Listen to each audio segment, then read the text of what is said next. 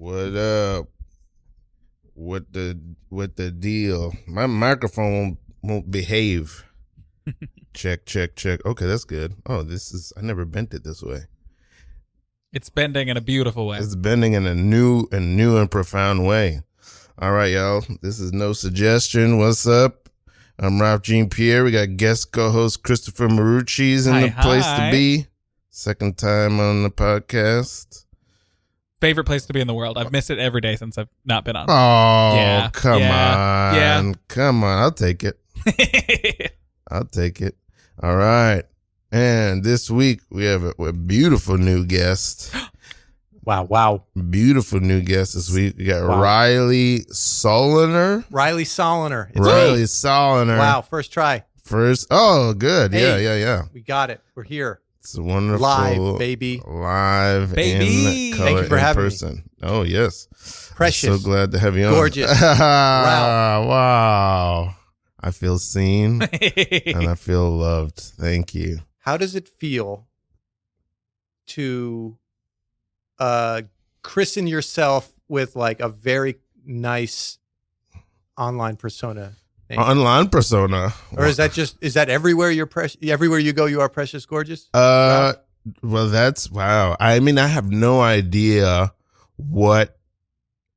how it's being received from the outside. Precious gorgeous because I'm a rapper and I make music, and I don't know. I have no idea what. I just have the name up there, so I'm like doing some brand recognition for my music. Yeah, you know, it's affirming. You know? Yeah. Oh, that's nice. It's better than all those other rappers that are named little this, little that. Little this, little Where's precious. the big guy? And Where's the Big Guy did drop a fire EP lately, though. Where's the big guy? Yeah, Where's the Big Guy? Did you not listen? An artist named Where's the Big Guy? I'm a huge fan of Where's the Big Guy. I'm more of a Where's Waldo kind of guy. Oh, so a reader. Very nice. Yeah, literate. Yeah. So yeah, No Suggestion. We're gonna talk about whatever we want to talk about, whatever Riley wants to talk about, whatever Christopher wants to talk about. We talk, and then at some point, at any point, anybody can launch into an improv scene. That scene will probably be inspired by whatever we're talking about, maybe, whatever we want. Anybody can start an improv scene. That scene can last 30 seconds. It could last 3 minutes. And then anybody can call scene when the scene feels like it wants to end. Anybody can call scene and end that scene. And then we can go back to talking about whatever we want. Hopefully that happens 4 times at least during this hour. Yeah, that would be fantastic. If it happens less than 4 times, I will go home feeling like a failure. Wow. And that's... I as your co-host for the day, I've got my tally sheet out. Okay. So I'll watch you. Okay, watch it. Make sure that we don't dip below 4. Dip below 4 scenes. I need you to watch the grades, watch the tallies. Please, I don't want to put a lot of pressure on you, but this factory is in shambles. And so we just need somebody on things, measuring graphs, charts, lines. And I'm going to trust you with that, Linus. Absolutely. No, thank you, James. I have been already installing some flow charts above all of the processors, all of the food processors, all of the conveyor belts now have pie graphs on them. So as it rotates, you will see the pie graphs with how all of the employees are doing in front of the employees. I'm going to be very honest with you, Linus. Yeah. I am the supervisor. I'm not 100% sure how all or any of this works, but I am here to make sure that it does work. Okay? So I'm trusting on you keeping tabs on things, and I'm trusting on your understanding of the functions. Absolutely. So the way that I run things is that I make sure that the employees know how they're doing as they're doing it. Here, let's go ahead and walk down. This is Adam. He's on a tour of the factory. Hello. Yes. Oh, hey. Hi. My name's Adam. I don't know if you remember me from the service. Linus, James. You clearly don't remember me from this. We don't remember It you. was I'm so my sorry. it was my wife that got thirded on the conveyor belt. Cut into Oh, thirds. that's right. My condolences. I'm so sorry. I still regret a lot of that. And I've been meaning Save to it. read the Really, manual. James, save it. I've been meaning No, to. no, save it, please. Actually, to help with the Linus, manual reading. I got to admit, I've been sitting here. I'm Thirded. She was third. offended, Sorry. frankly, because what I'm seeing here is a lack of oversight. Yeah. I'm seeing a lack of accountability Yes. and a lack of emotion. Frankly, my wife was thirded. My wife was thirded. That's The more you say it, actually, the more. Yeah, how do you actually feel about that? How do you feel about my wife being thirded on your conveyor belts, and all you want to do is create charts about it? we're There's trying there's to cope accountability and improve. with visual aids, and then there's accountability with making this a safe place for young women to make shoes. Okay, and my wife liked her job. There's She also liked food it. that's made in this factory, which is unfortunate. Well, tell me Yes. about that. Tell me a little bit about the food that's made here alongside the shoes. I've put in a complaint about it because I don't think it's right. Who's running this place if not you, James? It's me. Linus is helping me, but Adam, I was there. I caught a third of your wife. I caught a third. Are you telling me that the hors d'oeuvre that I ate out here was made on premises? Oh, absolutely. The hors d'oeuvres are coming out hot and ready. And as you can see on this flow chart, the hors d'oeuvres are 1/3 vegetarian. I'm sorry to bring up thirds. I'm sorry. That was That was not a smart move. Linus. That felt pointed. and it did help. Well, I'm sorry that I pointed at you while I said 1/3, and And now sorry that I'm saying it pointing again. at you. Let me tell you, I assure you that the shoe manufacturing Are either stops. of you married? Have either of you ever been in a romantic Okay. relationship? Adam, this is actually a touchy subject for me. No, I've never been married. I've Really? never even gone on a first date. Really? My life is about His numbers. life is about numbers. Your life is about numbers. Yeah. Yeah. Let me throw some numbers at you then, okay? Please, Adam, just a man on a tour. Just you came back to the factory where your wife His was. wife was thirded. Sorry. His wife was thirded in this factory. That is. And you're laughing. Listen. It happens when I'm very nervous, which I am. Yes. I think I've not also seen peed. James chuckle like this since he watched a horror film last week. I caught a third. I caught one of the thirds. So I was there and I saw it happen. I I'm so experienced it.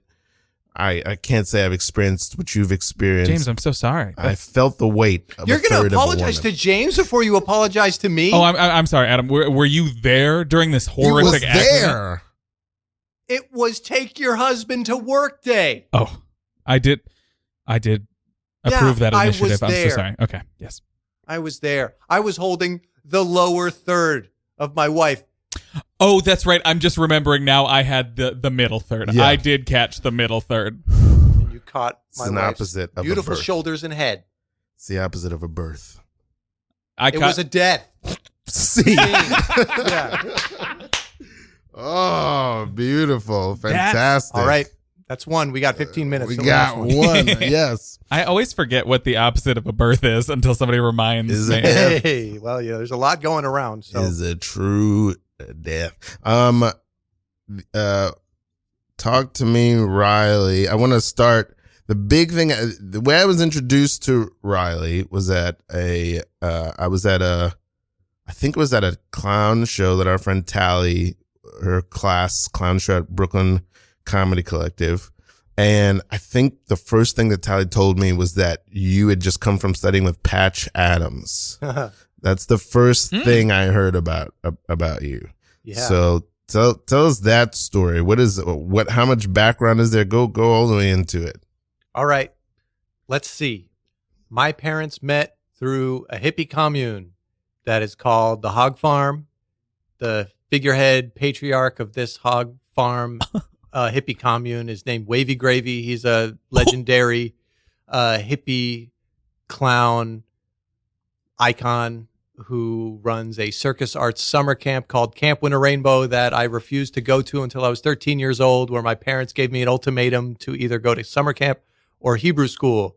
I decided to go to summer camp, where I met Patch Adams, who is a special guest teacher at this summer camp. He teaches a class called Clown Philosophy, which is basically just a large, sincere group discussion between the children's and Patch.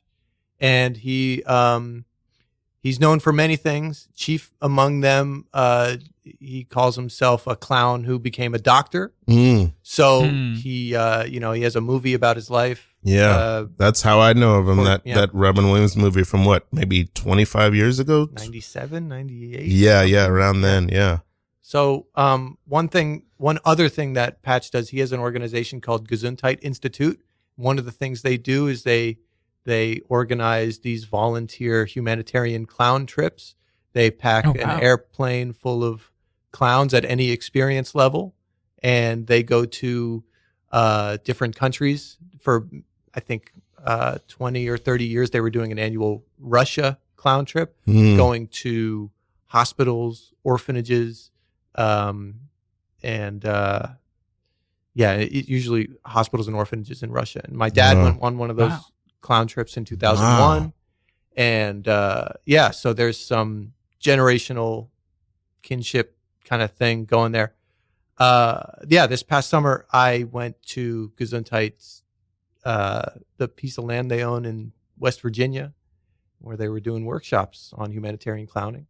And pull the mic just a little bit closer. Oh yeah. So I lived communally with Patch Adams this summer, and it was wacky. Wow. Yeah. Wow. That's incredible. And so there was a gap of how many years between when you first went and worked with him and this last time? I went on the clown trip in 2006, January 2006. Okay. I was just about to turn 18. I was a senior in high school. This was kind of a experimental clown trip where it was half Gesundheit Institute lifers, people who normally go on those trips, and half members of Camp Winter Rainbow's staff that had heard about these clown trips for years and wanted to go on one. So it was like a lot of close friends from two different similar communities overlapping as we went to El Salvador. We went to El Salvador. We would take these bus trips up these mountains to these remote villages, followed by a flatbed truck that was packed with garbage bags full of school supplies, hygiene kits, and bags of beans and rice and stuff. And we would just appear in these villages and just start unloading bags to people on the trucks, and then just clown around with the kids and stuff. No religious agenda, any kind of scratch my back, kind of thing. It was just, we show up, we offer these things, we play, create some kind of beautiful communal moment, and then on to the next one. Then, it was a very formative experience, And so daily, half the group would, do the bus flatbed truck thing, and the other half of the group would go to the health clinic where we built an extension to the health clinic. Wow. Built 3 walls on the open wall thing. So you guys are showing up, you're passing out food and supplies, you're doing some light construction. Yeah. And then you're also doing clown work. Yeah. So this feels to me, which I also don't know much about it, but akin to a Clowns Without Borders. Sure. Yeah. Yeah. Clowns Without Borders started by Moshe Cohen, also known as Mr. Yoo-Hoo. And he's there's another hippie clown connection there. Mr. Yoo-Hoo, Moshe, he also teaches at Camp Winter Rainbow. Okay. So he's one of the first clowns that I've ever seen perform. And it was just crazy to have him as a family friend, see him at Christmas time and stuff. And then see him at camp and see him completely rock a crowd, just completely just have this amazing command, control, kinship with a crowd. And then come to find out he didn't just do Clowns Without Borders, he founded it. He's the founding, he had the idea. He's the guy. So are you you're from a family of Jewish hippie clowns? Not all Jewish. Okay. I am Jewish. Yeah. I don't know why you had to bring that up. Yeah. Okay, this is live. This We're is live. beautiful. Okay? This is a beautiful cultural hodgepodge here. Yeah. There's a lot of things happening. So, how do I describe the hippie thing as like my extended family. Mm-hmm. So Mm-hmm. my parents met, both, being, nomadic and just kind of being friends with these people in various capacities. But yeah, there's kind of like a communal living situation in Berkeley, California. And, not to get, too, I don't know how to explain this. I was going to die. They couldn't find a doctor in California that would deliver me. When you were a kid. Yeah, they were like when you were a kid, when you were being born. Fetus. Yeah. Okay. So they were like, too risky. Mm. Take this pregnant woman somewhere else, And I don't do births. I don't do births. Could you take the lady another place? Excuse me, you were referred to us as a doctor that. Yeah, but when she gets going, there's going to be all kinds of stuff. There's going to be all kinds of stuff happening, and I'm not ready for that. You went to medical school. Guys, I am a doctor. Can I? Yeah. Are you Jewish? No. Really? I was raised near a lot of Jewish families. Oh. I am not Jewish. But let me tell you something. I don't know if I want to hear this. I just love it. I loved how I grew up. I loved where I grew up as a Queens neighborhood. Sir, I want to hear less about what you guys should probably find. I think it's. You guys should probably. You are the doctor. It's me. You. It is you. Put some gloves on. Me. My partner, Right. she. I listen to reason. My partner is going through contractions right now. Wife. Okay, I'm sorry. We have different ideas about gender terms. We can't sort that out right now. There's a lot of things we're parsing out, but listen, I guess just open up. Please, doctor. Open up. Don't tell my wife to open Give me up, a place sir. to sit down. Honey, here, hold my hand. All I got is this beanbag chair. I just got this beanbag chair. It's just beans in there. Sir, we are in a medical hospital, and you've removed the bed and put a You know the beanbag? breathing? You know the breathing thing? Do the breathing Honey, here. You stop petting me. Do not pet me right now. I don't want to be I'm so pet. sorry. You two are great together. I know there's a lot of Thank conflict right now, but there's some. Sir, there will be less conflict if you help my wife okay. deliver our baby. Did you notice that I called you my wife this time? I'm sorry that I called you I'm partner a earlier. little preoccupied. Who wants a Tootsie Pop? See. All right, All right. chill, Fantastic. germaphobe, doctor. Oh, yeah. There we go. Oh, what did I want to? Yeah, oh my God, there's so much to unpack. I know here. I dropped a lot. But it is fantastic. Okay, this is where I want to go. Okay. And this also might be a lot, but so you are an improviser, clown, actor, teacher. You're living in New York from originally where? East Bay, California. East Bay, California. Okay. From the little I know about you, it very much feels like you're walking a path now that seemed inevitable.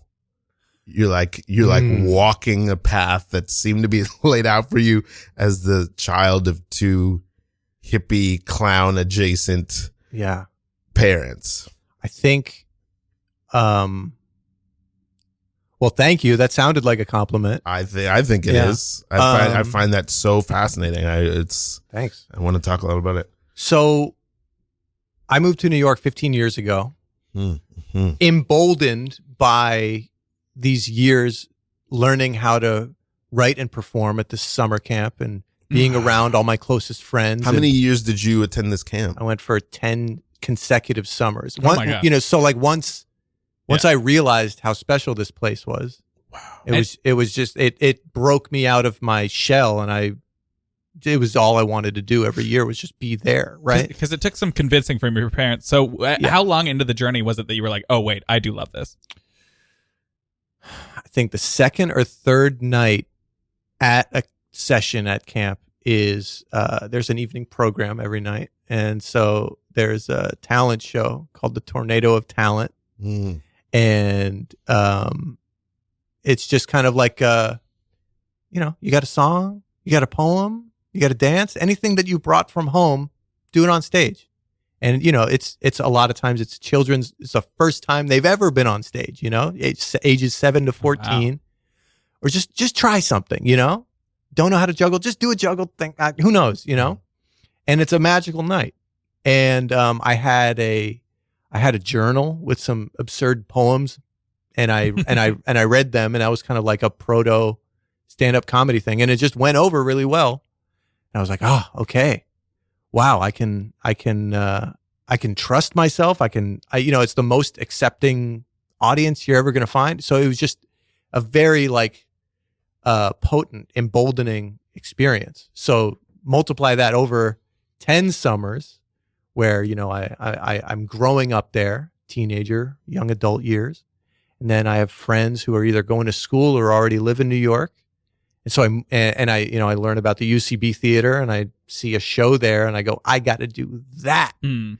And, I'm getting back to your original question, but, so I moved there with this sole intent of I'm going to be a good long form improviser, OCB. Wow. That was my mission. That was my singular goal. Right. Yeah. And, I think in a misguided attempt to show everyone how committed I was or whatever, or just to reinvent myself, I went years without telling anyone that the most important place in the world to me is this children's circus arts summer camp. I just didn't want anyone to use that kind of info against me. I didn't want to be pigeonholed in that way. I didn't want to be known for that in New York. So for many years, I just kind of suppressed that, or I let that inform what I was doing in secret. And still, gained reputation as weird, funny guy, does characters and shit, Yeah. And this is at UCB in New York around what years? 2009 was when I started taking classes there, and I feel like this is like a some sort of radio documentary. Okay. Yes. yes. And and then I did a lot. I did a lot at UCB. And then after doing that for many years, I took an acting class at the Barrow Group. And in the middle of doing that, there was offered a clowning workshop. And I was kind of burnt out on improv. But I just knew okay, yeah, I could, this clown, with all of my stage time experience doing improv and all this, deep love for, clown. It's let's explore the technique of theatrical clowning, and it just kind of clicked. And it brought me back to going back to camp this past summer. It brought me back to creating clown shows with my friends, which brought together a lot of friends from different scenes. Okay. And I think it has made me a more generous audience member. Is just being so recalibrated to the connection between an audience and a performer. So I mean, I have this is beautiful. I have tons more questions because I want to open up even more the story. For example, the trip you took to, what is it, Russia at 18? Oh no, that was my dad in 2001. Okay, but and where then did you I go went at to 18? El Salvador when I was 18. 18, you went. That was your first trip with the camp somewhere else. Yeah. So was that exactly 10 years later? Was that your 10th year? Was that your culminating year? Huh. Or did you go to the camp after that at 19 or 20 or? I did go back. Let's see. So between the year 2000 and 2009, I was at camp every summer. So 2006, I was there. Okay. Yeah. Okay. 6 is the El Salvador trip. Yeah. Okay. And then, so that all happens. You go, I guess, to college? No, just straight here. And your college was New York Improv. I graduated high school, and then I had a job at a preschool, and then I went back to camp, and then I had a job at an after school program, and then went back to camp, and then I moved to New York. Fantastic. So really, your college education was New just, York City long form, fuck around, do bits, improv. Yeah. I think that's entirely valid. Well, I think that's entirely valid. In some ways, yeah. To me, that's kind of, I went to art school. Yeah. And in some ways, being from New York, especially, that's sometimes because it was so expensive. Yes. Sometimes I don't because I enjoyed college. Of course. But sometimes I wish I would have just come to New York and maybe I would have known what to do, but found my way just to go straight to a place like UCB or the Pit and just start studying and just start performing. Sometimes I wish that's what I did. Okay. I lost it. I had a good question and it's gone now. I just find all this and then as one of the things that's striking me is there's without psychoanalyzing it, there's this like sometimes I'm resisting this thing, sometimes I'm charging in. Oh yeah. It's either one of the two. It's either like no, or I'm going all the way in. Yeah. Is that rhythm feel familiar to you? Of course. Yeah. I battle that constantly. I'm reaping what I have sown in a major way due to those feelings. Yeah.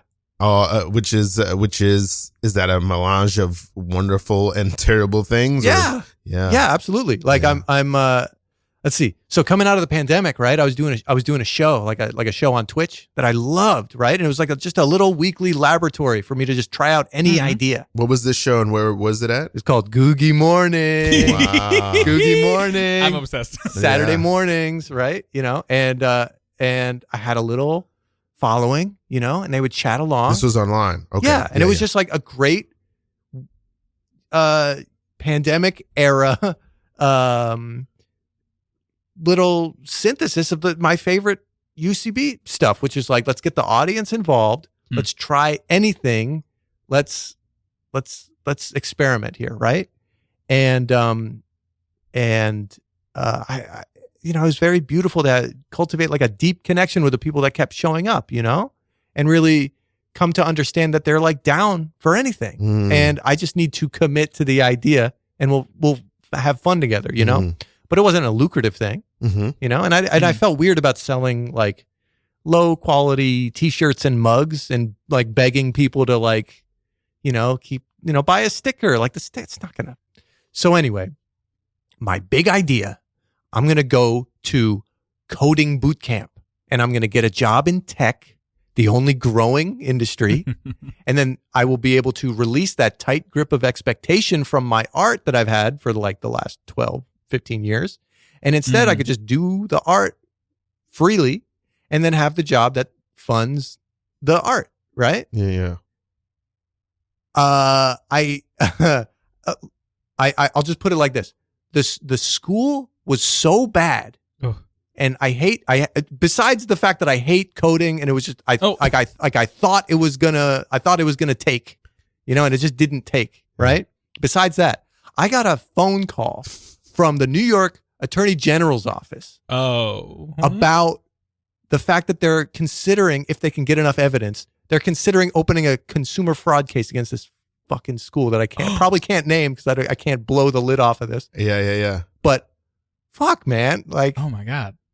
Yeah. So I'm in deep, student loan debt for the first time after not going to college, being so smart. I'll just get a job on a public access TV show, like, no, I'm in debt now because I thought tech was going to save me. But the fucking silver lining is, like the real dream was like, let me get a job that is lucrative and flexible enough for me to go back to camp in the summertime. Oh, and I see. So after that crash and burn, it was like, you know what? I'm just going to give myself permission to work here. I've done enough clowning now where I can teach clowning. I'm a juggler. I will teach juggling. I'll teach improv if I have to. Yeah. And I didn't have to, and that was pretty sweet. And I got to reconnect with all of my old friends. I got to reconnect with people I hadn't seen since they were 9 years old, and now they're like, taller than me and running the place. And it was like a time machine on the most beautiful piece of land, doing my favorite work in the world. And so it's just like this affirming thing of like, oh, I really should stop denying myself what I feel like where I'm at my best, doing what makes me feel best, Jordan, listen, if you love to pump iron, I think you should just pump iron. Hunger strike. I know you're in solidarity with the other. I know the gym is overpriced. Okay, This fucking sucks, man. you're in solidarity, but I think do it. there's other. You can get your own weights and just pump iron. You can eat. Refuse.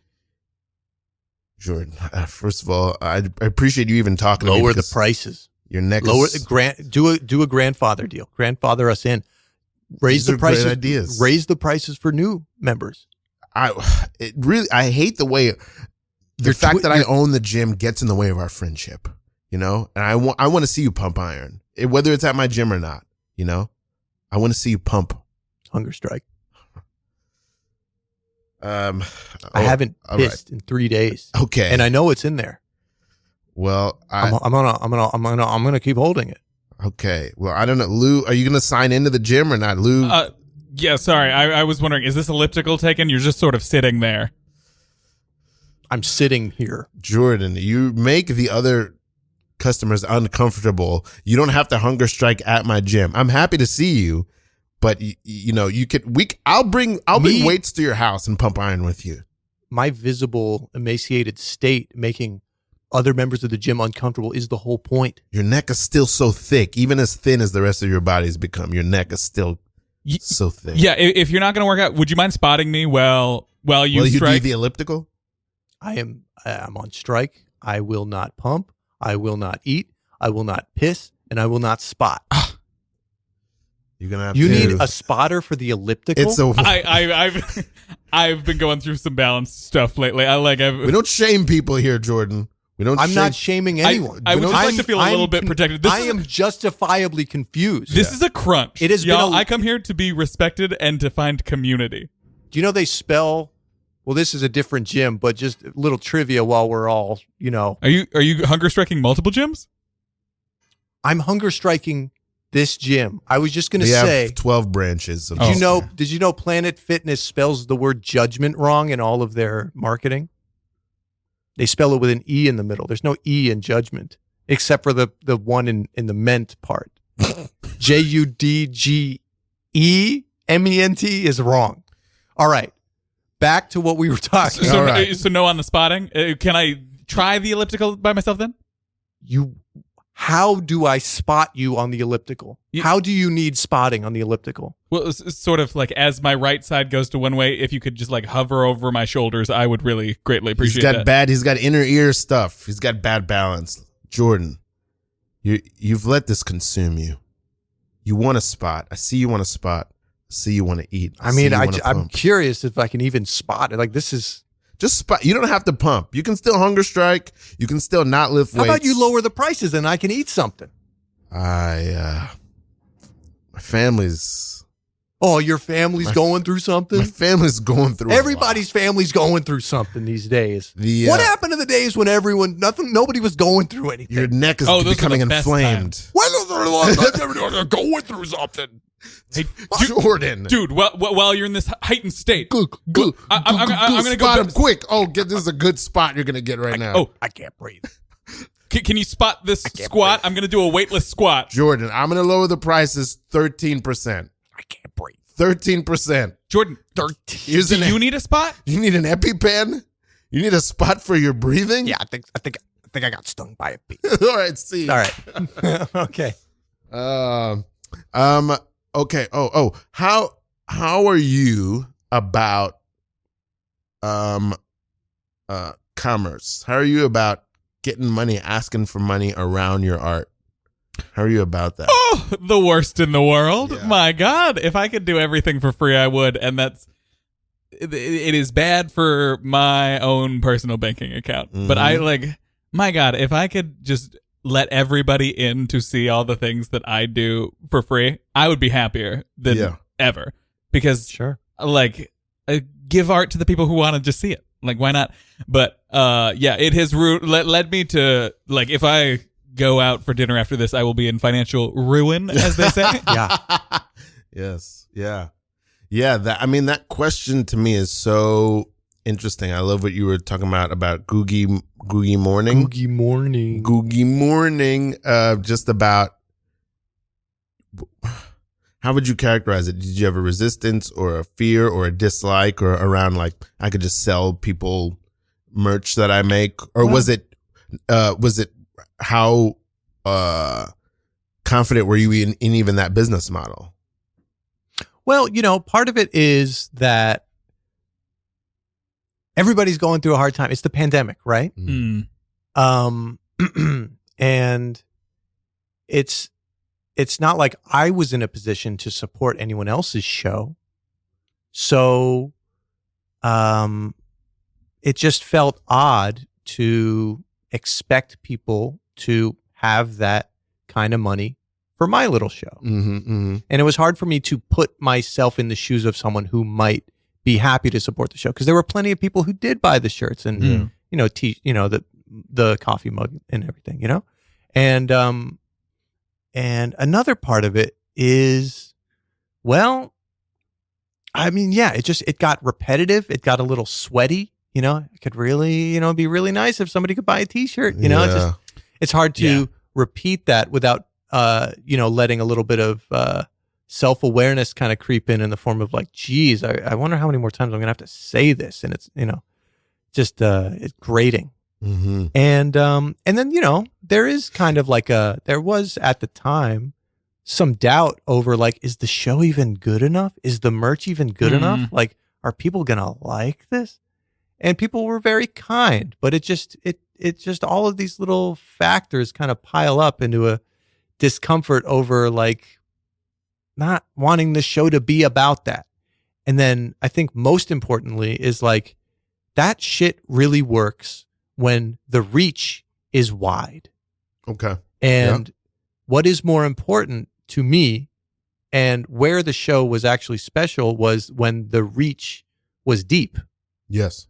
And it was never wide. I had, maybe like 75 people watching at a time, But it was about which the is good. intimacy. Yeah. Oh, yeah. Yeah, that's nice, Yeah. and the chat is active and people are playing along. And, I had people like become friends because they were both fans of the show. Like, that's the best. Yeah. Right.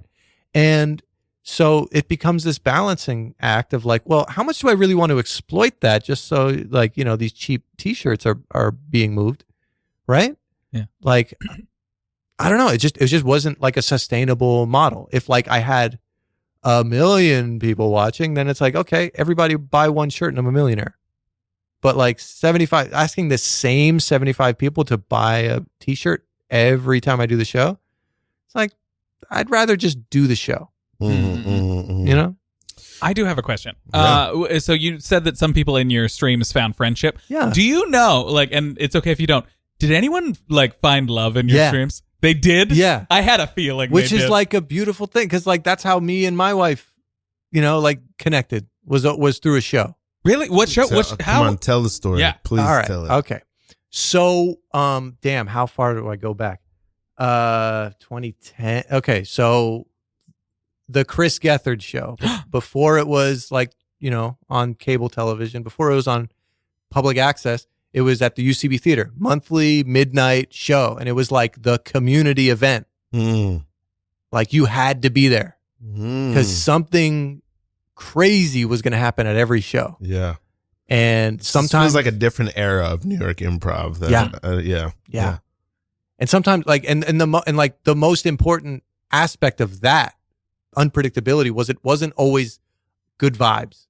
Yeah. Sometimes something would happen on the show that was like, I'm so upset. Right. I'm upset. Right. I'm leaving this show feeling Yeah. heavy. Yeah.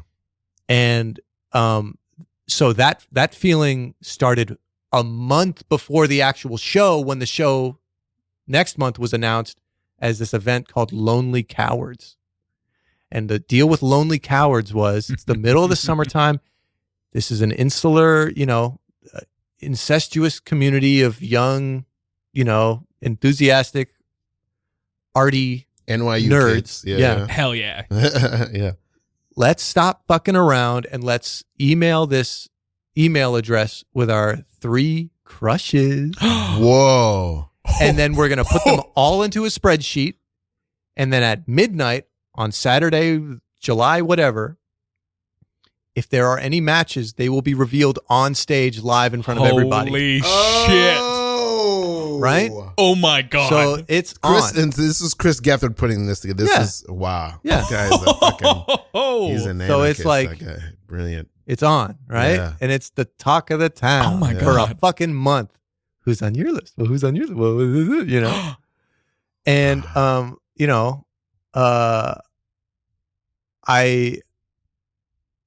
I did not match with anybody, right? Oh, Now- okay. I'm so sorry. I thought this, No, this story was going a thought whole it was that different way. easy, Yeah, right? yeah. No, it was just like an extremely upsetting thing, right? Oh no. was- I'm so No. sorry. There were people that got matched, and it was like, okay, that person I had on my list. Oh, they're being matched with the person I hate the most in this community. Wow. Yeah. Wow. They are now married. Yeah, and now let's bring up all the people who didn't match on stage and have a Wow. dance, and it's like, oh, I want to die. Yeah, yeah. Yeah. And but there was, I guess what the comeuppance, the resolution is that, like, I got to host the Chris Gethard show like 6 months later at the year anniversary, and I was invited to because I was one of 2 people who had been at every show. Okay. So I That's so knew cool. I knew a lot about the show, right?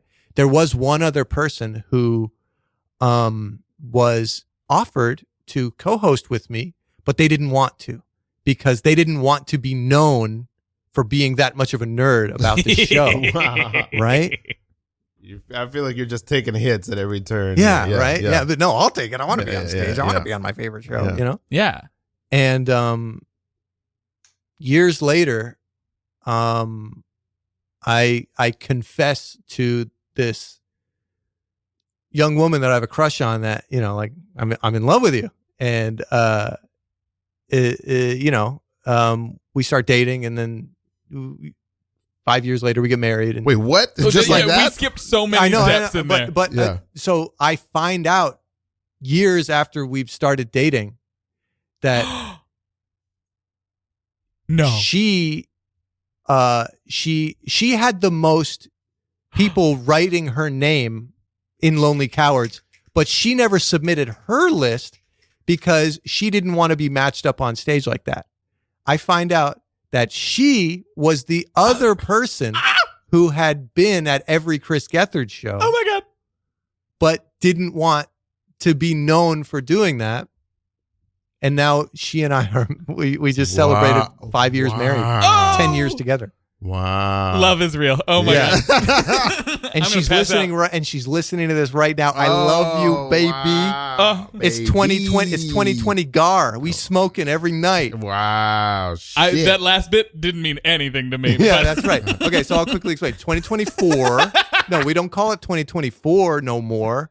It's 2020 Gar. Okay. Gar is short for cigar. Oh yeah. We're taking on the attitude of someone who smokes a cigar every day. 2020 Gar. 2020 Gar, baby. Cigarettes and cigars every day. 2020 Couple Gar. inside jokes you're destroying. Hold It's on. destroying me on the I'm inside. getting texts. I'm pretty sure it's Elena right now. Wow. Shout out Oh, Elena. at her first text, I love you. Second text, also, you wrote me on your list. Yeah, that's why I was so upset that night because I didn't match with her. Wow, Yeah, and wow. then I freaked out at the bar in front of her, like that was gonna work. How do you feel to realize tonight that love is real? I mean, as someone who has, like, up to this very moment walking into this room, thought there was no hope for anyone left. Yeah, god Like- damn it.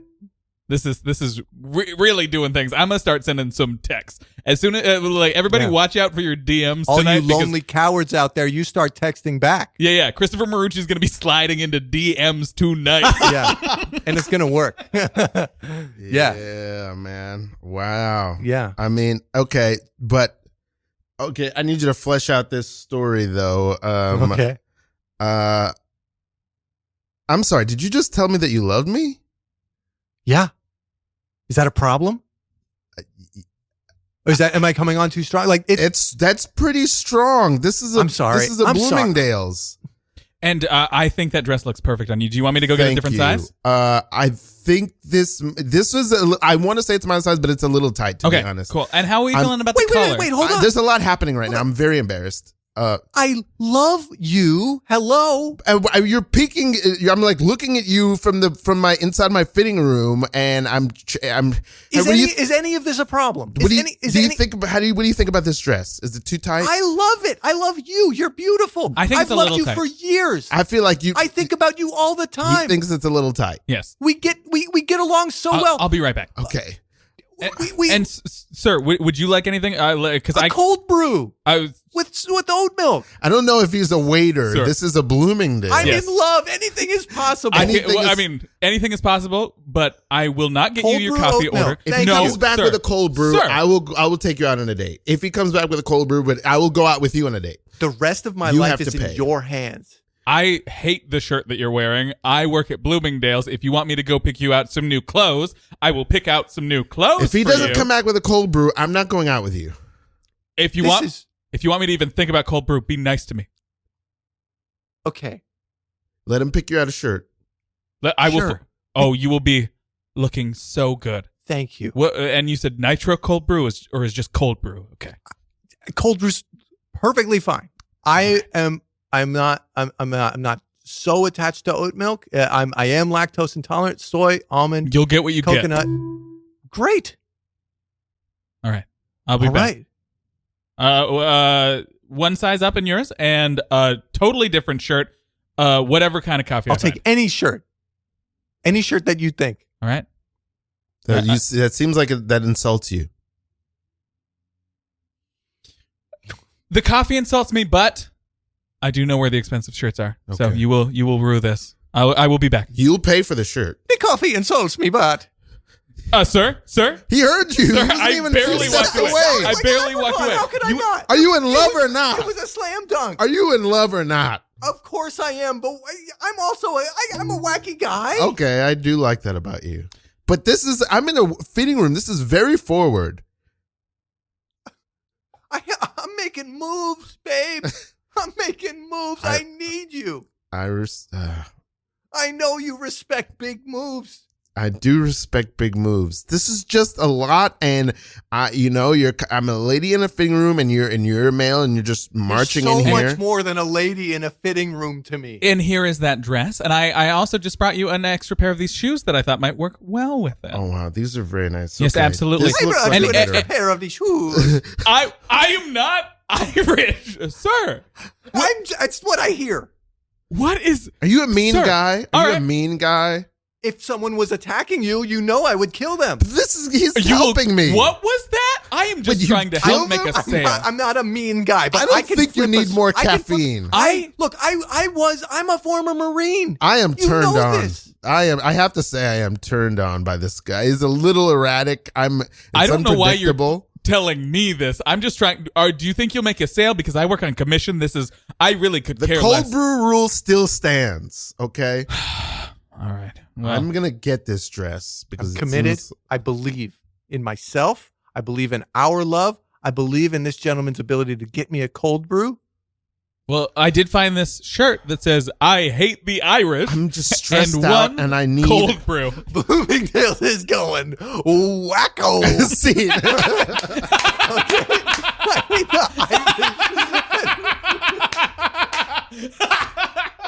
Come on, baby. Come on. Nailed it, man. This is beautiful. Okay.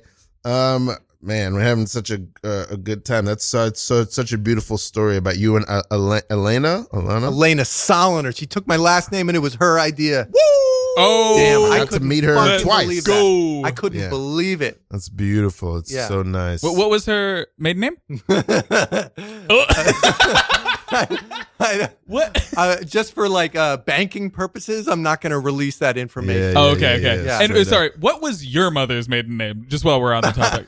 You know what? I think for similar reasons, it might be in my best interest not to disclose. What I was gonna say? There's something I wanted to ask about. Just because I'm so curious about your upbringing, and that you had parents who basically twisted your arm to send you to a hippie clown camp. Yeah. Well, it's this thing where like, I grew up with like a lot of older brother figures, Do you have older brothers? I have one older brother. One older brother. And a bunch of guys who are like around his age, So all these people work at the camp, and it just never really clicked to me until I was physically there that like, oh, I belong here because everyone here is going to take care of me. Everyone's going to watch out for me. It's not scary sleepaway camp. It's all of, the people that I look up to, like looking out for me and helping me make friends and encouraging me to get on stage and be myself. And it just never clicked for me that it would work like that, because I think there's like a depiction in the media of like, oh, sleepaway camp, hazing, or like, okay. Shit like that, where it was impressionable to me. And I was just scared, Yeah. And then you get older and you turn it into like, you rationalize it. And I don't know, but it was like the best thing for me. I'm sorry, guys. I was just scared. I was just scared. It's not your fault. It's not your fault, boys. I was just scared. Hey, thank you for apologizing. Thank you. We do know that it was not our fault that you started a Definitely wasn't small our fault. fire with the wood left over from our bunk bed. Yeah. I didn't know how we'd stay warm, so I started a fire. It was hasty. I'm your dad, and I'm supposed to look out for you, and we're in this cabin, and sorry, I just got scared. I just didn't want you guys to freeze. Well, I'm hurt, and I'd love to move on from this. I mean, I still think we could have a good time. It's just a third degree. I forget. It's not the highest degree of burn. It's a low degree burn. I think it'll heal really nicely. Yeah. I mean, thankfully, I think I've been through so much pain that I just can't feel it anymore. So I'm just kind of in a state of. Oh, I'm sorry that Mom left, boys, and that we have to live in this cabin. I'm sorry too, Dad. I mean, I would say that wasn't your fault, but again, Mom leaving was directly your fault. I'm not a corporate guy. You're not a corporate guy? She wanted a guy who would make any money at all? Oh, big money. I'm not a corporate guy. Big I'm Money not a Mike. corporate guy. She's with Big Money Mike. She's now. with Big Money Mike. I do really like Big Money Mike's house. Yeah, and the music that he's releasing is sick. So good. That new rap EP, because he got larger. Yeah. Oh my God. He's bigger than Big Money Mike. Yeah. And it like, because he's so influenced by pop culture, it really makes it easier for him to relate to you and I. Yeah. Like kids. His references. Oh. Yeah. Guys, I feel very awkward making a case for myself right now, because I just burned you, Samuel. I just I know. burned you, but I can't feel it anymore, but I know. And maybe I've burned you guys as my son, as family. I was burned emotionally, and I feel like that's pretty much the same as the I was third-degree burned burns physically. that I Daniel. can tell you it's not the same. Hey, Samuel. Rock, paper, scissors on who actually hurts the most. My hands are melted together. I can't do rock, Samuel. paper, scissors right now. Samuel, here, I'll pull Look, it. I'm going to... Samuel. Okay, Rochambeau. I think that hurt a lot, but you're being a good bigger brother. 1, 2, 3. It had to happen. Ha, ha, ha. Rock beats paper. Rock beats paper. The way that I play it. My bone. Oh, your mom Samuel. is texting me. She wants me to drop you guys off at Dairy Queen. Drop us off at Dairy Queen? That's where she's going to pick you up. How about you drop the Dairy Queen on me? I need some ice on these melted hands. I just realized Samuel? that also that's big. What is it, Rob? Yeah. Money Mike. Big Money Mike. That's the second track on his album. Drop is that Dairy ice Queen. cream on me. Because I need a soft serve. Listen, I do enjoy the song, but I'm hurt. I'm not as hurt as you are, or I'm probably the least hurt because I'm the adult here. Dad. Your hands are fused together. How about you were put us disappointed in me. first for once? Yeah, Dad. Stop leaning on us and step up Yeah, Dad. There are 3 hours left in this weekend visitation before we get dropped back off with Mom. At Dairy Queen. Yeah, we know it, Dairy Queen. We're gonna get something cold to rub over Samuel's body. But Dad, what? Samuel, I'm horny. All right. I now know Fuck the it. best way to end the scene. Is to just shout, "I'm horny!" That was a really grounded so scene. I'm a horny, beautiful. burned child. Beautiful. Yeah. Oh man, what a beautiful time. Riley, tell us what you got going on that you want people to know about. How do people what should people be getting into? You got a show going on, you got classes happening. What's happening? Hey, yeah. Follow me at Riley Soloner on Instagram, and you can find out about the clown classes that I'm teaching at Brooklyn Comedy Collective. Woo! I teach clown level 1. So if you're curious or clown adjacent, it's not going to drop you in the deep end. It's just going to be fun. Introduction to some lovely theatrical clown technique. Yeah, we got a class right now. We're going to have a class show in late February, and then we're coming back with a second class in March. You could sign up for that soon. I'm doing the Idiots Hour. That's a show at on Thompson Street. Sunflower Glass. Shout out Matthew Silver. Yeah, Matthew Silver has produced a comedy show with experimental and improvised and clown acts, and I might do it twice in March if things pan out really nicely. And I don't know. I make videos. I show up on stage. I make music. I do stuff. So, hello, say hi, reach out. I'd love your feedback and your notes on this improv. You're fantastic. All right. Yeah. How about you, Christopher? What do you want people to know about? Yeah, you can also follow me at Christopher Marucci. That's MORUCCI on Instagram. If you wanted to hear any of my what? You laughing because I have to spell my name? It was just very professional. I should have spelled my name. Now nobody's gonna find me. Yeah. If you want to hear any music like Big Money Mike, I also have music under Christopher Marucci as well. My game show's coming back to Caveat this month. Check out Duty Free Live in March. The Disco Variety show that I host is doing a big fundraiser. We're trying to get to Fringe this year, so if anyone wants to come help us do that, that'll also be a Caveat. Nice. Discount Disco, is that it? Yeah, Discount Disco, the variety show. Love it. Yeah. This has been No Suggestion, which you listen to at Radio Free Brooklyn, which is independent listener supported radio. So why don't you do a monthly pledge, a one-time donation at radiofreebrooklyn.org/donate. Or hey, if you want to listen to the show just like Alana did, shout out Alana. She listened to on the RFB mobile app. You can download that for Google Play or iPhone and listen to this station. There's like 75 shows in here.